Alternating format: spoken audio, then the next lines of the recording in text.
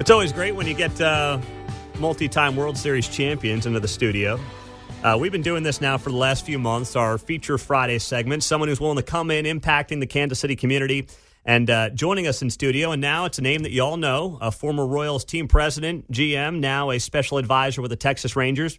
Dayton Moore's joining us. Dayton, good morning. Good to have you. Hey, Pete, great to be with you. What's been going on now as another World Series champion in the books? How's that feel? Yeah, it was a lot of fun. It really was. Brought back so many great memories of, our time here in Kansas City and just the unity and the togetherness that, that it brings your community, being in the playoffs and playing in the World Series. And it seems like everything just stops. Everything's on hold to focus on the drama that's unfolding in the playoffs. And, of course, baseball games, there's no script to it. I mean, anything can happen, and certainly, that's what happened with us with the Rangers. We're the last team to get in the playoffs in the American League and got in on the second to last day. And now we felt we had a team that was high caliber enough to win a World Series, but we had a lot of health issues, especially the second half of the season, and really credit Chris Young and Bruce Bochy for keeping it all together. And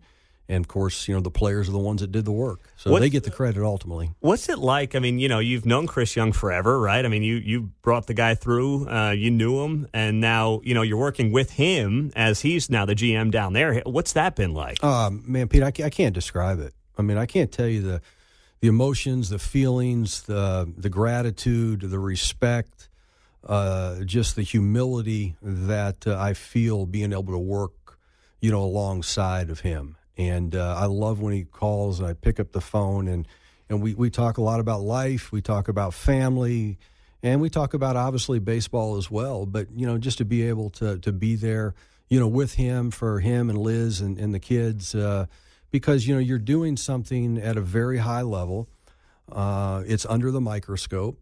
It's hard to really articulate the feelings and oftentimes the burden you feel as a head of baseball operations, with all the expectations to win and trying to put it all together. And you do feel a heavy burden to try to, put a winning team on the field. And then also, your most important team's at home. Yeah. And, CY has, 3 young children.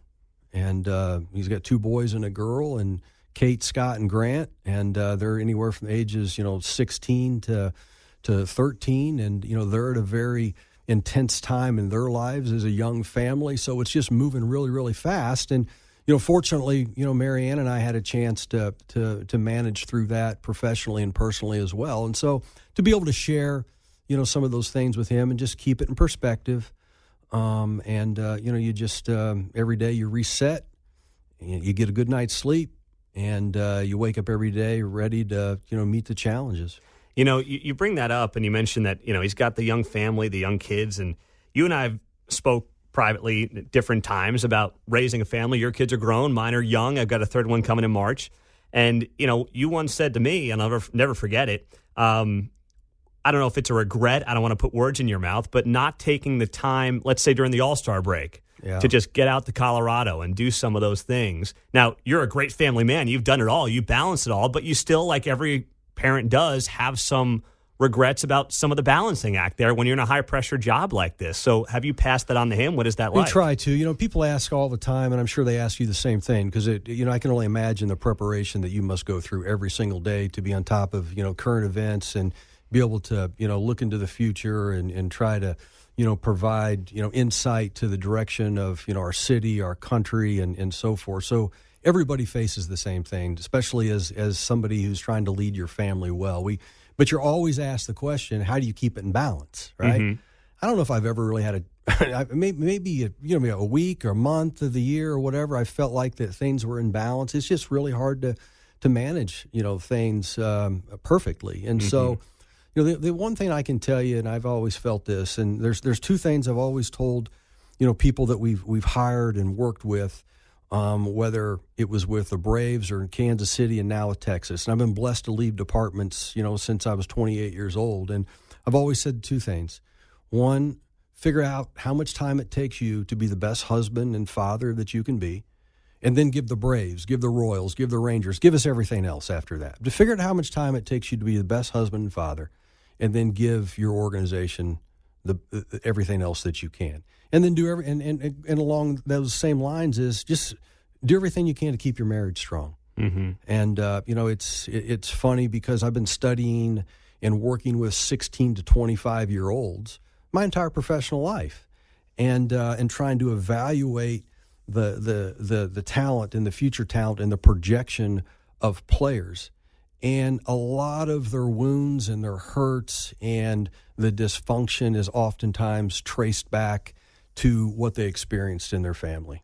And it's a hurt that they experienced with a poor relationship with their father, or they didn't have a father, or their mother, or their siblings, or something in their family, right? And they're trying to get past those wounds, and so that's why we've always felt so strong about character and leadership programs, whether it be with the Braves or the Royals, and now with Texas, because it's all about coming alongside of young players and young people to help them manage, their personal lives well. And we're trying to do the same thing. I'm still trying to. At 56 years old, I'm still trying to be the best husband and the best father and the best teammate and citizen of our community as I possibly can. Yeah, it's a balancing act that none of us ever get perfect, that's for sure. That's for sure. Dayton Moore's in studio here on KCMO. So when you look at your off season and what the last couple of months have looked like for you, I mean, have there been calls? I imagine there have been. What's been going on for you on that front? Pete, we've had some opportunity. I never wanted to leave the Royals, but that's out of my hands. I respect that decision. Marianne and I love this community, and we've got a great church family here. We've got great friends here, a support system that we count on and that we need. And so it's been interesting. It's these jobs have changed. The GM, the president job have changed greatly over the years. And I love leadership. I'm passionate about it, but I want to do meaningful leadership at this point in time of my life. And I'm not going to rule it out, leading a team somewhere down the line. But right now, I just really love working with Chris Young. I'm involved with pretty much everything that happens on a day in and day out basis, and I get to partner with him. Matthew West, who's singer, songwriter, Christian artist, he always says that life is more fulfilling when you're a character in somebody else's story. And it really is true. I mean, I'm not the main guy, but I'm a character in Chris Young's story, and I get to root for him and support him and help him maybe with some blind spots, but he's helped me become a better leader as well, because I've been challenged, and I get to think solely about certain things that he's dealing with instead of multitasking in a lot of things. Before I became a GM and when I was working with John Sherholtz, I'd always have ideas. Ideas would come to me, and I'd have vision, and I'd be able to share things and share suggestions. And then you become a GM, and it starts moving really, really fast. And you don't have time to think creatively as much as you once did, because things are moving so fast, throughout the day. And, you go to bed at night and you have, maybe 10 or 15 things on the agenda you want to get done. And by the time it's 10, 11 o'clock in the morning, you haven't gotten to one of them because unforeseen things happen. And so that's why in leadership, I believe it's just so important to have, your daily routine. You surround yourself with people that pour into you in a positive way. My faith is really, really important to me. And so, I'm a follower of Jesus. I've been very outspoken about that. I think he's the greatest leader in the history of the world. I think he's the greatest competitor in the history of the world. And I've always been a follower of the Gospels. And so you're reset every single day in his vision, his word, and his plan for your life. And then that prepares you, I think, each and every day to take on the unforeseen things that happen that we don't know is going to happen. And so I think that's what leadership truthfully is all about, is just being able to accept the things that you're dealing with, the unforeseen challenges, being ready to deal with those, and that's what I get to do right now with Chris Young. So we'll see. We'll see what happens in the future. But right now, I love doing what I'm doing. Dayton Moore is in our studios on KCMO. We're going to take a quick break. Come back. We'll talk about all the foundational work he's doing in Kansas City, his thoughts on, a future home for his former team here in Kansas City, what that might look like, all next on KCMO Talk Radio 95.7 FM and the KCMO Talk Radio app. Dayton Moore is joining us in studio, needs no introduction in this town on KCMO Talk Radio 95.7 FM. So, Dayton, for people that don't know, you're here still full time. I mean, you never moved. You go down to Arlington for Texas basically like a commuter. You hop on a plane, you're there in an hour, right? That's what you're doing. It's a lot of options too. It's been pretty good. Yeah. So what's that? I mean, probably a lot of travel there. It wipes you out a little bit, but you're living here in Kansas City, so you still know what's going on. You've heard all the drama around the Royals, the ballpark. You've spent your entire career here at the Kauffman Stadium. What do you think makes sense for this team and its future? Well, I don't know all the details, of course. I've always loved ballparks downtown, I must say. But Pete, to me, you've got to trust the businessmen and the businesswomen and the politicians to come together and do what is best for the greater good. And we elect the officials, and we decide to support the businessmen and the businesswomen, and we've got to respect what they think is best at the end of the day. That's how I've always looked at it. Truthfully, I know it's probably more simplistic than maybe you would expect or not expect coming from me, but I've had the blessing of being in baseball facilities, stadiums all over the world where baseball's played. All over Asia, all over Latin America, urban, suburban, and rural parts of the United States. And I've been some very unique and interesting settings.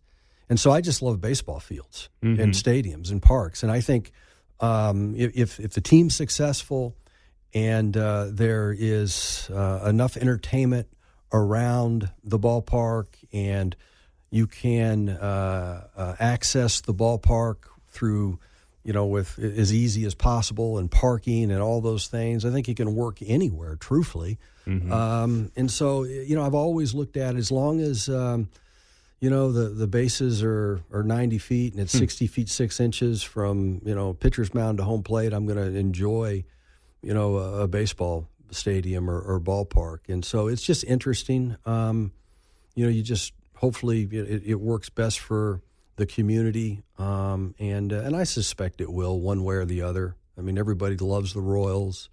They're going to support, the team, and it's there's a lot of talent on the field, and I was disappointed in last year's record, but I think they're like everybody else. They're making strides, and but Bobby Witt Jr. I think he's the best player in all of baseball, most talented player in all of baseball, and. Of course, I'm a big Salvador Perez fan and somebody who I believe is going to be a Hall of Famer. And, I trust J.J. Piccolo and the leadership team there. And they're good men and women and that want to do what's right, for baseball and the community. And, I'm going to continue to trust that. What is, outside of, let's take Globe Life and let's take Kauffman off the list, what's your favorite stadium in Major League Baseball? Oh, I've always loved Camden Yards in Baltimore. Okay. I've always loved that. I don't know, there's just something about the toughness of Baltimore. Of course, John Schuerholz, one of my mentors, was from Baltimore, and so he always told stories about growing up in Baltimore. And I was a Cal Ripken Sr. fan and had the pleasure of meeting him many, many years ago when I was a college coach at George Mason University. And then got to meet Cal and Billy and Ripken. And, so I've always just kind of, I've liked the Orioles kind of a little bit growing up. The Royals were my boyhood team, but I admired just kind of the baseball way of the Orioles and, being at Memorial, Stadium way back when, and then Camden Yards and being there when Cal Ripken broke the record. And I was actually there when Cal Ripken stepped down when the streak ended. And Ryan Miner was inserted in the lineup that day at third base. And I was actually working as a scout with the Atlanta Braves covering the Orioles during that time. And so, that's always been my second or third favorite ballpark, if you will. And talk about a blueprint for a team that's doing a lot with not a lot of resources, especially this past Mike season. Elias has done a great job. And, of course, they picked number one in the country for many, many years. And, they built that organization up right. And they took their lumps along the way, similar to what we did when we came here in 2006. Our first draft was 2007. We knew it was going to take time. And, we just built a foundation, and then, when we made a decision that we weren't going to trade our players after winning the World Series in 2015 and continue to try to win in 2016 and 2017, we knew that the bill would come due. We knew that we were going to, be in a tough situation once all those players went on to free agency, and I'm so happy and thrilled that many of those guys got 10 years of service in the major leagues, and they reaped the financial rewards of professional baseball, but again, we knew that we're going to have to start the rebuild all over, and of course, they're still in the process of doing that. So, Dayton Moore, for people that don't know, many do, but your charitable efforts, your foundations right here in Kansas City see you in the major leagues. What is it? And I know you haven't missed a beat with it here, despite not professionally being here. What have you guys been up to lately? You got some great swag for us, by the way, which I'm going to post on our social media. Everybody that knows us, we're into swag. I love it. We got the hoodies here. They're great. We like to share the brand. But no, we're really proud of our See in the Major Leagues Foundation. Marianne and I launched it in 2013, and the last 6 years we have had a mentoring program where we come alongside of anywhere from 18 to 20 kids throughout Kansas City, and mostly in underserved parts of our community. And we provide them with mentors. We meet with them once a week. Matt Folks, who's our executive director, oversees all of that. And it's been very rewarding. And, we want to run this foundation, the mentoring program. I told Matt, let's do this for after 5 to 10 years, and then we'll see how we can move about expanding and moving forward with some different things. But the foundation has been great work, and we're doing a lot of leadership speaking through the foundation. You can follow what we do at seeyouinthemajorleagues.org. That's the letter C. youinthemajorleagues.org, and we've got character and leadership programs that we provide, and so I'm looking forward to continue with that. And really, that's one of the reasons that I haven't been real motivated to get back in as a general manager with another team, because the foundation is something that I see us doing, long term. And as I said, I want to do more meaningful things right now. And I just feel like that it's probably where we need to be right now. So people in the community around Kansas City, can they basically apply to be a mentor for CU in the major leagues? Yeah, you can do that, and that's the main challenge. Getting good mentors, and we've had a great stable, and most of our mentors have been with us from the very beginning. I think we've had over 60 some students, and like I said, that have been through the program. We continue to grow, and so it's been, like I said, it's been great. They start, as a freshman and go all the way through. We've partnered with colleges, in the community. Benedictine has been really supportive of what we're doing. Mid-American Nazarene's been very supportive of what we're doing. Rockhurst and the junior colleges have, and so William Jewell has been supportive, and so our kids have access to some great speakers and leaders in the community, and like I said, it's been we take them through etiquette training. We talk about generosity and leadership and serving, and all those things that we would want our own children to be exposed to. And one of the things that you learn in leadership and in life is, when you get to a point when you truly want the exact same thing for other people's children as you want for your own, you begin to feel like a burden is lifted, and you genuinely start celebrating the success of others, and there's just much more freedom in that. And so I'm not saying I'm completely there yet, but this foundation work, this mentoring program, is certainly a giant step in that direction where you're beginning to really kind of want the exact same things for other people's children as you want for your own. And that's the spirit of a great coach, a great teacher, certainly a great parent and great leader. Dayton Moore's in our studio. We're going to take a break. We got news in a minute. We'll be back with him in less than 5 on KCMO. Dayton Moore's in the studios with us here on a Friday morning on KCMO. Needs no introduction, of course. Former Royals GM team president, just won a World Series with the Texas Rangers. So we got the See You in the Major Leagues Foundation. A lot of people in town are going to be familiar with. I wasn't aware of this book, though. One Good Thing, Heroes Working to Unite KC.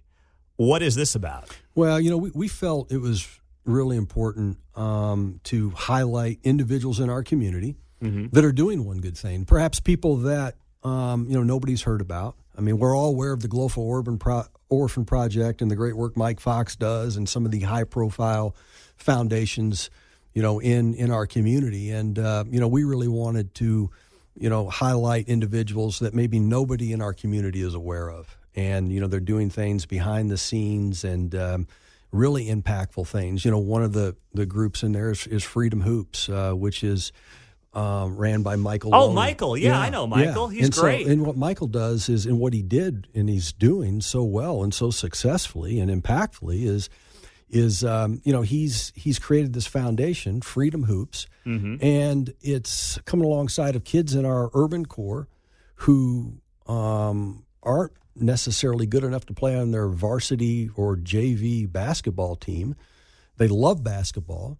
And they've either been cut or maybe they didn't have the grades to participate. And so his foundation is come alongside of these kids and provided, basketball training. And so they don't have to give up on their dream. And so they're practicing and they're doing, things that are constructive, and they're around community and people that believe in them. And so where would these kids be if they wanted to play basketball? They got cut from their team. There's no place for them to play. Yeah. Well, they're on the streets. They're doing things that, unfortunately, we sometimes do when we have idle minds and no direction. I mean, we will sometimes do regretful things. And Michael Loney is making sure that many of these kids don't, fall in the gap and get or fall in the cracks rather. And so. That's one of the people that we highlight in there, and so we're going to be doing that every year, highlighting 7 people in the community that are doing one good thing, and all the proceeds go to Foundation and Unite KC, which is another organization that we were a part of, which was created to the importance and bring attention to the importance of people of faith coming together to solve many of the issues that we deal with, in our community, and specifically race relations that, have sometimes, stand in the way and drive a wedge between human beings coming together. And so, anyway, that's a partnership with See in the Major Leagues Foundation and Unite KC. So onegoodthingbook.com. It's onegoodthingbook.com, and that'll take you right to check this out. One Good Thing, Heroes Working to Unite KC. Dayton, I can tell that you're incredibly passionate about, obviously, this foundation, its presence here in Kansas City. And I think about what you said earlier about how, you've had some calls about running an organization elsewhere potentially, but this you see as more meaningful part of your future. I see a lot of these coaches more so than, let's say, management folks who are coaching until they're 70-something years old. Yeah. They don't know what to do. It seems like you've thought about this for a long time, and you knew that maybe you didn't want to be that guy who's GMing at 72 years old. Well, I've got great respect for those that do. I mean, John Scherholtz did it, well into, to his early 70s. He was a part of a major league team, and I think I'll always be a part of baseball at some level. Pat Gillick did it, in his 70s, and men that, I just think the world of and admire them greatly as leaders and as human beings. And so there's nothing wrong with that. But, look, I missed out on a lot growing up with our kids, and, because of my intense nature and the commitment level that you must have to be successful. And I mean, it took some out of me a little bit. I mean, we're the only small market team to win a World Series, let alone go to back-to-back World Series. And it took a lot of sacrifice and commitment and people working together as one to be able to do that. And I say it all the time. And the reason we were able to win here is because of our community, because of our fans, because of the great support. And there's something about Kansas City when they come together and they get behind, a certain cause. I mean, it's amazing what we accomplish here in this community. And so, some of those lessons have taught me to. There's so much more than just baseball. I mean, there is, but I think that baseball is such a great platform to grow leaders. I mean, one of the things that we've been doing a lot of over the last year is mentoring young players, high school players, college players, players that are in the minor leagues, players that are on the last year or two of their journey at the major league level. And so, we've been doing this now 30 years in professional baseball, and so just a lot of people that I'm able to have one-on-one connection with. And look, that's true leadership and impactfulness of leadership only occurs when you have the time to spend one-on-one with people. Yeah. And in small groups. I mean, and so that's what I've learned through the years, and that's what I'm enjoying doing right now. I'm enjoying the one-on-one and the small groups, and being able to share my mistakes, share wisdom, share my faith, with people, and just realize that, again, just trying to be a character in their story. How much, when you now have experienced the Dallas-Fort Worth area, being with the Rangers, obviously you know Atlanta well, how is Kansas City different? You mentioned how it gets behind things, a smaller market. How is it different compared to some of the places, especially now Dallas-Fort Worth? I think that just the tightness of community. Mm-hmm. I mean, the tightness of community, and when you look at, one thing I've learned is, a lot of people, may go away after college or what have you. They leave Kansas City, but when they want to start their family, the most important part of their lives, they come back to Kansas City to raise their family. And I just think there's something about the heart of this community that makes it special. Mm-hmm. And we've got a belief in one another that I think is a little different, more of a selfless type attitude. I mean, we're not perfect. Mm-hmm. There's a lot of work to do every single day.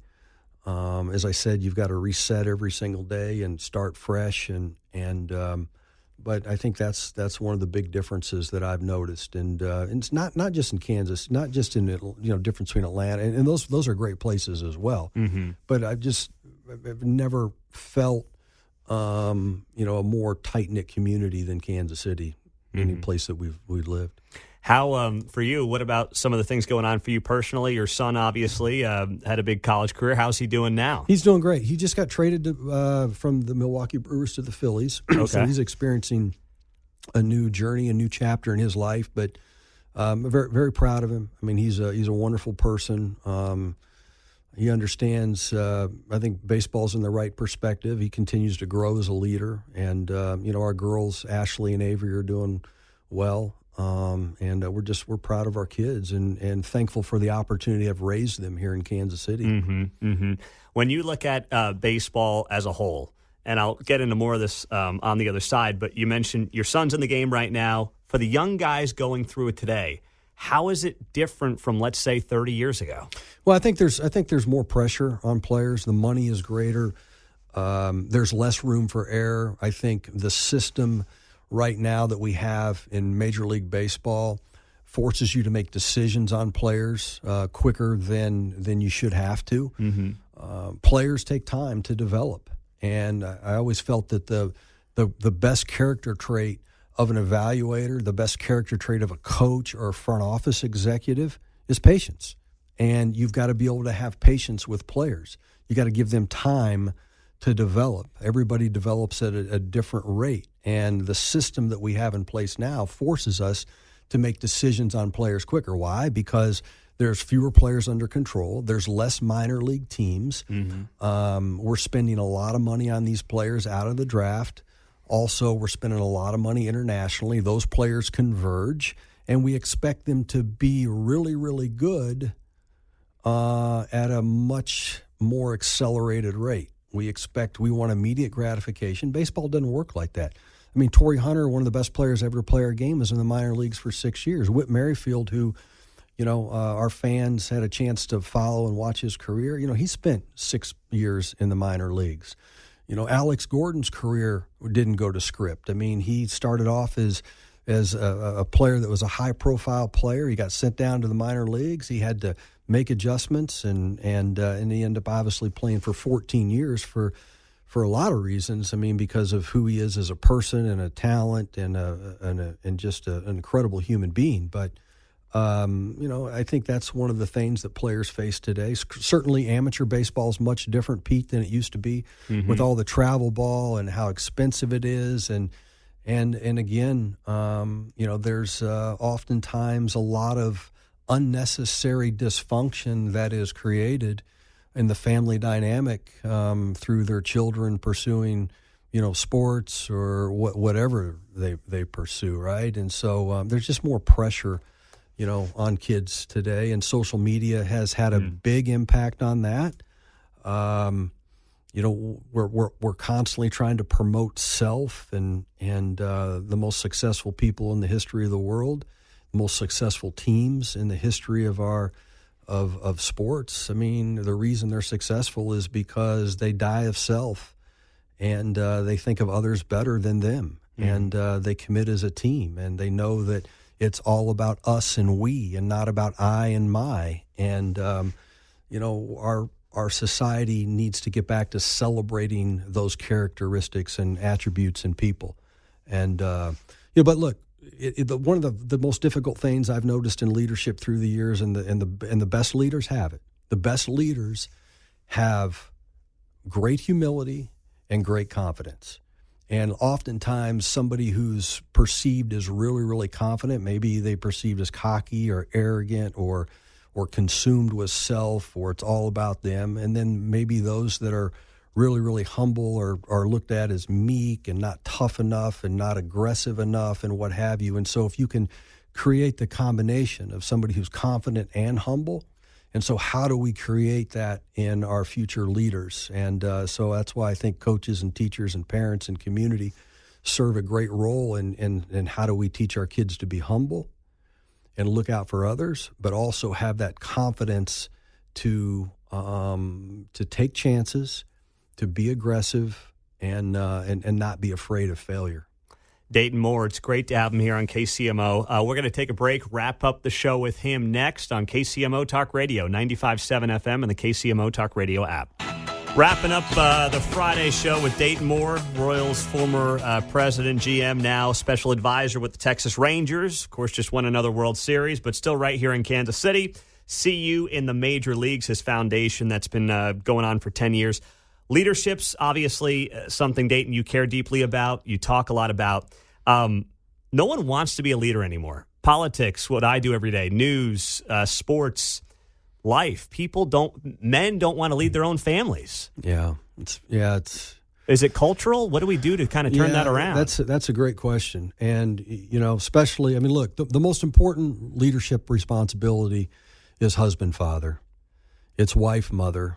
Those are the most important leadership responsibilities. As I said before, the strength of our teams, our community, our country, our organizations, it can be traced right back to the strength or weakness of the family. If the family's strong, we're going to produce strong leaders, or we're going to produce, we're going to have wonderful communities and thriving communities. And so you've got to understand that that's the most important role: husband, father, wife, mother. Mm-hmm. And it's a team. And that's, like I said, that's what, we've always tried to use sports and as a platform, baseball as a platform, to grow those leadership traits in people and to nurture those leadership traits in people. But you're right. Fewer and fewer people are wanting to step up and lead. You talk to a lot of people. I talk to a lot of people. And you've got a lot of individuals that they're okay with not being the boss.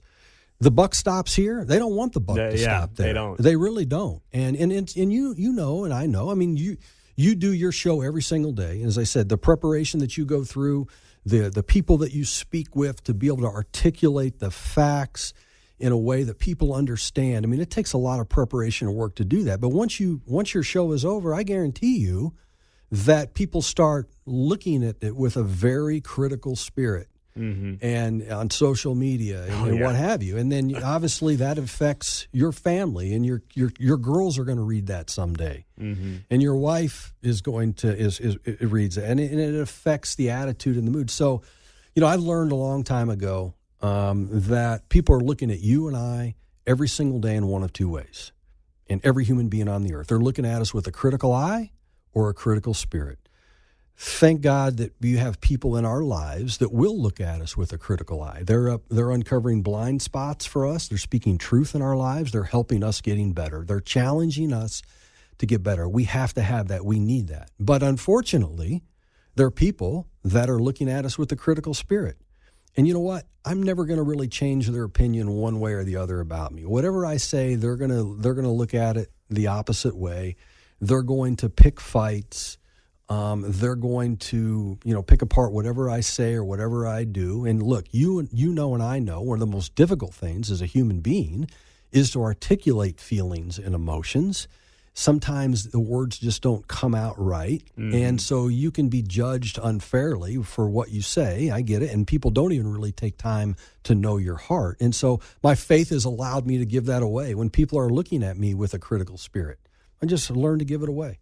And surround myself with people that are going to be positive and speak truth in your life. But it takes a team and it takes a group of people together to step. If you want to step up and lead, you got to know that people have your back. And I've made an advanced decision in my life to unconditionally support men and women who I believe are leading for the right reasons. And I know they're going to make mistakes. I know they're not going to be the best husband and father at times. I know they're going to make mistakes in the workplace, but I've made an advanced decision to forgive them for those mistakes as long as their heart's in the right place and they're trying to work through, some of that dysfunction and some of those mistakes, and they're seeking the right counsel and they're trying to get better. I understand they're going to make mistakes, and I'm willing to give that away and just support them unconditionally. Dayton Moore, Kansas City is lucky to still have you calling this place home. And I know it doesn't sound like it's changing anytime soon, huh? I hope not. We'll see. Who knows? I suppose the right call could come along. But we love it here, Pete. Thanks for having us today. And it's always great to see you. And love to your family. Thank you so much. So we got number 3 coming in March. Isn't so that great? We're going to need it. That's awesome. All the luck and love we can get, we appreciate. So thank you for being here, Dayton. We will have information on our social media pages for the See You in the Major Leagues Foundation, and we'll be back on Monday morning. Dayton, have a great weekend. Thanks, Pete.